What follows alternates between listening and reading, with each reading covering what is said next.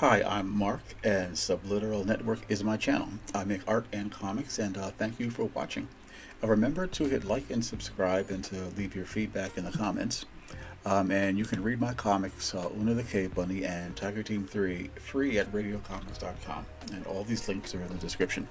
I post daily, 5 days a week, on Instagram, Facebook, and Twitter. I'm posting art 5 days a week, and this is a roundup of that work in case you missed it, maybe with a little more detailed description added. Trading card size Vampirella that I drew, I think I did it for one of the years that I did Inktober in.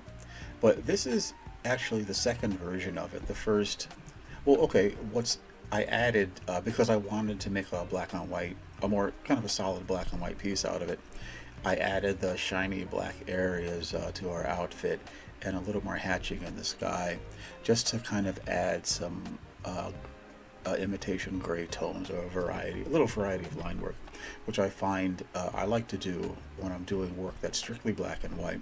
It's not just a bunch of outlines, but you really have to concentrate and add in things like form and texture when you're doing something that I like to think of as a more full black and white type of drawing.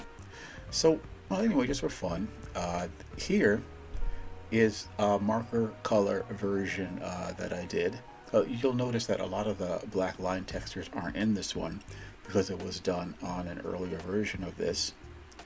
And next is the digitally colored version that I did painted up in Sketchbook Pro.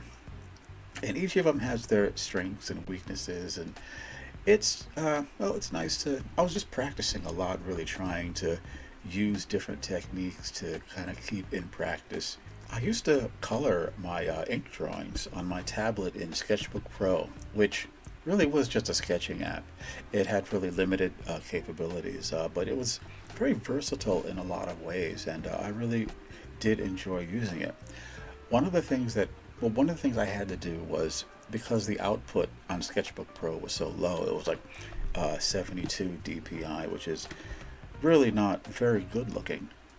I used to do the color work in Sketchbook Pro on a separate layer from the line work, import the line work into Photoshop, bump it up to 300 dpi, which is kind of the minimum to get something that was really nice, and then import the black and white line work on a transparent layer and put it over the color work that I had done in Sketchbook Pro, which was not a flawless system by any means. It took a lot of work to kind of clean up the color artifacts and to line everything up. But sometimes those color things came out kind of cool on their own. When I would separate them from the line work, like this one, it had kind of a fun look to it, not a finished look, but just kind of a little different than I thought I was going to get. Like, she looks kind of like a green froggy girl or something here, where you see just the color. Now, this is the line work that was supposed to go over it, and I don't even think I ever finished this thing at all. Because I would, I don't have a Photoshop file that says that I did, and I can't find the finish of it. So I guess that means I really didn't, even though I think I did start it. There's a file somewhere, I just can't find it. But this is just sort of a look at the process of how that works.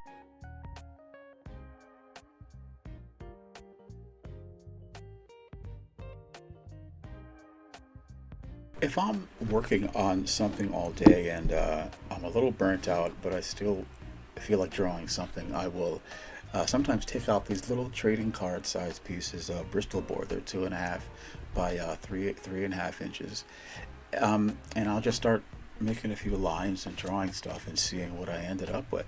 And this, at this time, is what I ended up with.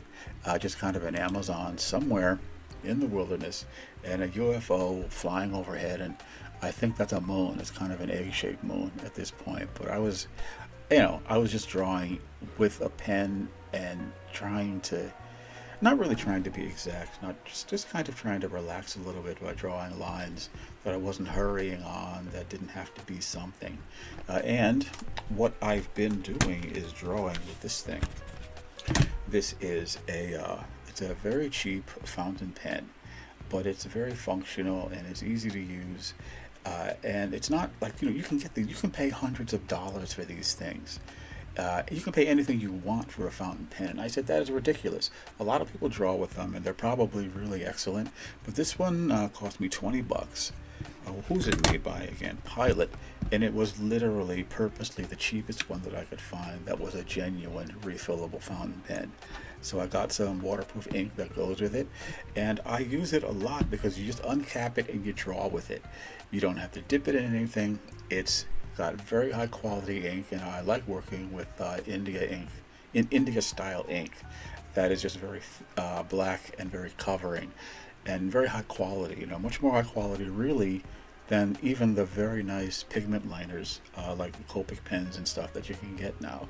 There's no beating India ink. I did so many of these Superwoman drawings that I've sort of lost count. I had been trying to work up a nice halftone technique, and so I was using a lot of craft paper at the time, and I was using, I swear to God, I think I was drawing this in ballpoint, although there might have been pigment liners that I did it in. I just said, listen, I'm going to draw the thickest, solid, most buff Superwoman that anybody is drawing now. And I think I pretty much succeeded in that. I love this whole idea, and I really just did a bunch of these.